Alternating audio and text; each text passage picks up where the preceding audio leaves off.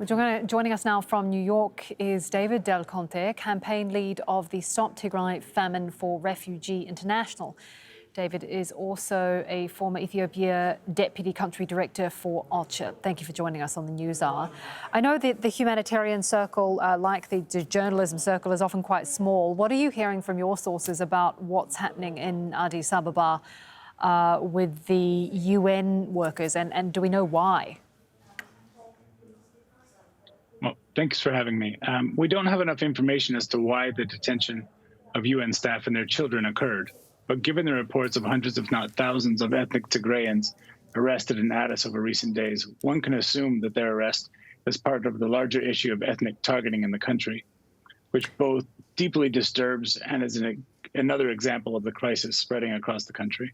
OK, what's it been like trying to work in Ethiopia, both in Addis Ababa but also in Tigray? What are the challenges that you've been facing?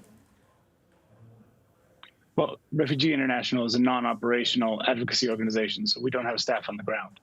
OK. But for the UN and the NGOs in Addis and in the rest of the country, it's a very difficult situation where, especially in the north of the country right now, there's very little ability to deliver assistance because of the blockade. There's very little assistance being able to reach to places like Amhara and Afar because of the ongoing conflict. And for the UN staff in Tigray, NGO staff in Tigray, the blockade prevents them from doing their jobs. So it is a massively frustrating situation for them and tragic because they see the people around them who need help so badly.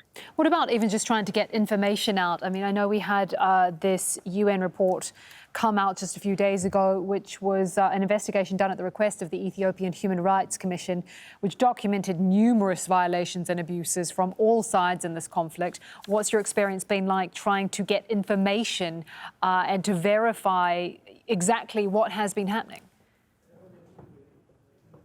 Well, with regards to the UN Ethiopian Human Rights Commission report, and they were able to reach 5 to 6 places, but there's been more than 30 different locations identified and widely reported on in the media that require further investigation. The incidents of violence and possible abuses in Afar and Amhara equally need to be investigated by an independent body that can go to the ground and conduct those interviews in a decent, proper way.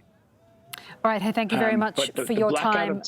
We have to leave it there. My apologies. We have to leave it there for time. That is David Del Conte there from Refugee International.